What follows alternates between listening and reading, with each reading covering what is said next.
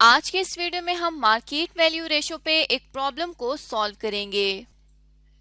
तो जैसे कि अपनी लास्ट वीडियो में हम मार्केट वैल्यू रेशोज के बारे में जान चुके हैं कि मार्केट वैल्यू रेशो एक ऐसी रेशो होती है जिसके थ्रू कंपनी जो है वो अपनी करंट शेयर प्राइस की बेसिस पर या मार्केट प्राइस की बेसिस पर कंपनी की परफॉर्मेंस को मेजर कर सकती है। मार्केट वैल्यू रेशो कंपनी क्यों इस्तेमाल करती है? ताकि इन्वेस्टर्स को पता चल सके कि कंपनी की मार्केट वैल्यू क्या है, और उसके अलावा कंपनी की मार्केट वैल्यू जानने के लिए ऑर्गेनाइजेशन जो है वो इन रेशोज का इस्तेमाल करती है। उसके बाद यहाँ पे हमने एक एग्जाम्पल देखी थी और एग्जाम्पल के थ्रू हमें पता चला था कि मार्केट वैल्यू रेशोज की डिफरेंट टाइप्स होती हैं, जिनमें book value per share, dividend yield, earning per share, market value per share, price earning ratio और रिटर्न ऑन इन्वेस्टमेंट जो है, ये कुछ टाइप्स हैं मार्केट रेशो की। अब इस वीडियो में हम एक प्रॉब्लम को सॉल्व करेंगे जिसमें हम देख रहे हैं कि कंपनी है XYZ कंपनी, जिससे रिलेटेड यहाँ पे हमें डेटा अवेलेबल है और साथ ही साथ रिक्वायरमेंट भी अवेलेबल है, जिसमें कहा जाता है कि from the above calculate the following ratios for 2008।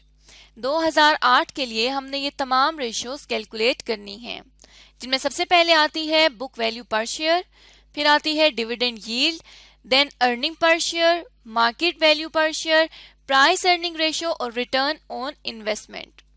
अब यहाँ से हम अपना डेटा पढ़ना अगर स्टार्ट करें तो कंपनी के बारे में कहा जाता है कि XYZ companies financial statement contain the following information, जिसमें 2007 और 2008 की हमें डिटेल्स अवेलेबल हैं। हमने 2008 की रेशियोज निकालनी है, इसलिए 2007 का जो डेटा है वो इररेलेवेंट है। यहाँ पर cash, sundry debtors, temporary investment, stock, prepaid expenses, total current expenses, total current assets, उसके बाद current liabilities, loans, capital, retained earnings हमें अवेलेबल है। साथ ही साथ अगर हम यहाँ पर देखें तो हमें statement of profit for the current year available है, जिसमें sales less cost of goods sold less interest, तो हमारे पास नेट प्रॉफिट आ रहा है 10,40,000 रुपीज का। फिर 50% का टैक्स है, तो प्रॉफिट आफ्टर टैक्स जो है वो 5,20,000 रुपीज का बच गया। इसमें से कंपनी ने 2,20,000 रुपए प्रॉफिट जो है वो डिस्ट्रीब्यूट कर दिया। अब ये जो प्रॉफिट है ये शेयर होल्डर्स के दरमियान में डिस्ट्रीब्यूट होता है, इसलिए जो प्रॉफिट डिस्ट्रीब्यूटेड होता है इसको हम डिविडेंड भी कहते हैं। साथ ही साथ नंबर ऑफ शेयर अवेलेबल है जो कि है 100,000, और टोटल मार्केट वैल्यू दी गई है स्टॉक की या कंपनी की जो कि है 3.5 मिलियन या 35 लाख रुपए। अब हमने वन बाय वन इस रिक्वायरमेंट को देखना है और हमने वन बाय वन तमाम रेशियोज को कैलकुलेट करना है। तो सबसे पहले बुक वैल्यू पर शेयर की जो रेशियो है हम उसको कैलकुलेट करेंगे। यहाँ पर बुक वैल्यू पर शेयर की रेशियो को कैलकुलेट करेंगे। बुक वैल्यू पर शेयर की जो रेशियो है वो कंपनी को ये बताती है कि कंपनी के बुक्स ऑफ अकाउंट्स में, मतलब इन स्टेटमेंट्स के मुताबिक कंपनी के वैल्यू पर एक शेयर कितने का है, मतलब बुक वैल्यू की बेसिस पर एक शेयर की कितनी प्राइस है, कितनी वैल्यू है, उसको हम यहाँ पर बुक वैल्यू पर शेयर में कैलकुलेट करते हैं।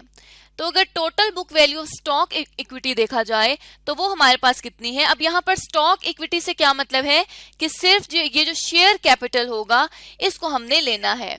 तो अगर 2008 पे आए तो जो शेयर कैपिटल है या जो स्टॉक इक्विटी है वो है 2 मिलियन रुपीस की।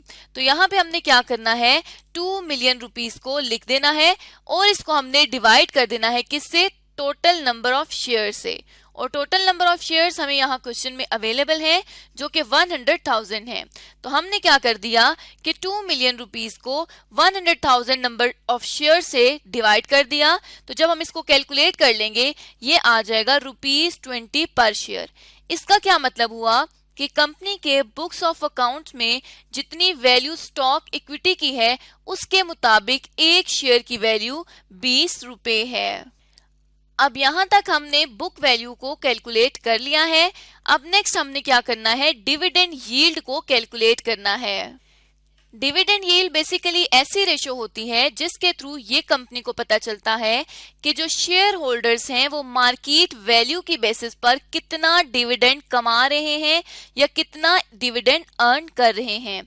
तो यहाँ पे हमारे पास डिविडेंड यील्ड का फॉर्मूला है जिसमें टोटल डिविडेंड पेड मतलब जो प्रॉफिट कंपनी ने अपने शेयर होल्डर्स के दरमियान में तकसीम कर दिया है वो प्रॉफिट हमने यहाँ लिखना है और इसको मार्केट वैल्यू ऑफ स्टॉक से डिवाइड कर देना है और मल्टीप्लाई कर देंगे 100 से।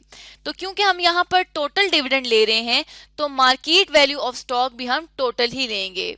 अब अगर हम क्वेश्चन में आए तो टोटल डिविडेंड पेड जो है वो हमें अवेलेबल है 2,20,000 रुपीज का।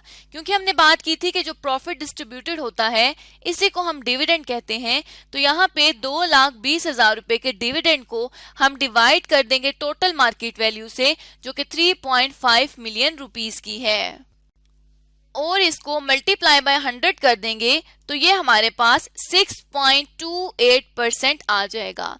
इसका क्या मतलब हुआ कि कंपनी जो है वो अपने शेयर होल्डर्स को मार्केट वैल्यू का 6.28% हिस्सा जो है वो एज अ डिविडेंड पे कर रही है। अब यहाँ पर डिविडेंड यील्ड को एस्टिमेट करने का डिविडेंड यील्ड को इवेलुएट करने का कि क्या ये डिविडेंड यील्ड सही है या कंपनी के लिए नहीं सही, तो इसका क्या मतलब होगा कि जितनी ज्यादा डिविडेंड यील्ड होगी मतलब जितने ज्यादा शेयर होल्डर्स मार्केट वैल्यू की बेसिस पर डिविडेंड अर्न करेंगे कंपनी उतनी ही ज्यादा एफिशिएंट होगी। तो यहाँ पे हमने डिविडेंड यील्ड को भी सीख लिया कि डिविडेंड यील्ड को किस तरह से कैलकुलेट किया जाता है। उसके बाद हमारे पास है earning per share. Earning per share को हम यहाँ पर कैलकुलेट कर लेंगे। अर्निंग पर शेयर का क्या मतलब है? अर्निंग पर शेयर एक ऐसी रेशो होती है जिसके थ्रू कंपनी को ये पता चलता है कि एक शेयर पर कंपनी कितना मुनाफा कमा रही है या कितना प्रॉफिट अर्न कर रही है। तो यहाँ पे अर्निंग पर शेयर में हम जो टोटल प्रॉफिट्स लेते हैं वो हम हमेशा प्रॉफिट आफ्टर टैक्स लेते हैं क्योंकि ये वो प्रॉफिट होता है जो शेयर होल्डर्स में तकसीम किया जाता है। तो प्रॉफिट आफ्टर टैक्स को हम यहाँ पर अर्निंग पर शेयर में लेते हैं और नंबर ऑफ शेयर्स हमने कौन से लेने हैं? जो यहाँ पर 100,000 नंबर ऑफ शेयर्स हमें अवेलेबल हैं वो हमने यहाँ पर लेने हैं। अब हमने क्या करना है, हमने टोटल प्रॉफिट्स को नंबर ऑफ शेयर्स से डिवाइड कर देना है। तो ये जब हम 5,20,000 रुपीज के टोटल प्रॉफिट को या इसको हम प्रॉफिट आफ्टर टैक्स भी कहते हैं, इस प्रॉफिट को हमने डिवाइड करना है टोटल नंबर ऑफ शेयर से, तो ये हमारे पास 5.2 जो है वो आ जाएगा अर्निंग पर शेयर। इसका क्या मतलब हुआ कि शेयर होल्डर्स एक शेयर पर 5.2 रुपीज अर्न कर रहे हैं। अब जितनी अर्निंग पर शेयर ज्यादा होती है, जो इन्वेस्टर्स हैं जो प्राइस को देखते हैं वो उतना ही एज्यूम करते हैं कि कंपनी के जो शेयर की मार्केट प्राइस है वो ज्यादा होगी और कंपनी की इन्वेस्टमेंट में इंटरेस्ट लेते हैं। तो यहाँ तक अभी तक हमने 3 जो रेशोज हैं उनको कैलकुलेट कर लिया है। नेक्स्ट हमारे पास है market value per share, price earning ratio और रिटर्न ऑन इन्वेस्टमेंट। इन तीनों रेशोज को हम आने वाली वीडियो में कैलकुलेट करेंगे और देखेंगे कि हमारी प्रॉब्लम में इनकी कैलकुलेशन को किस तरह से परफॉर्म किया जाएगा। तो अभी तक की इस वीडियो में हमने जाना कि मार्केट रेशो क्या होती है और कंपनी उनसे रिलेटेड प्रॉब्लम को किस तरह से सॉल्व कर सकती है।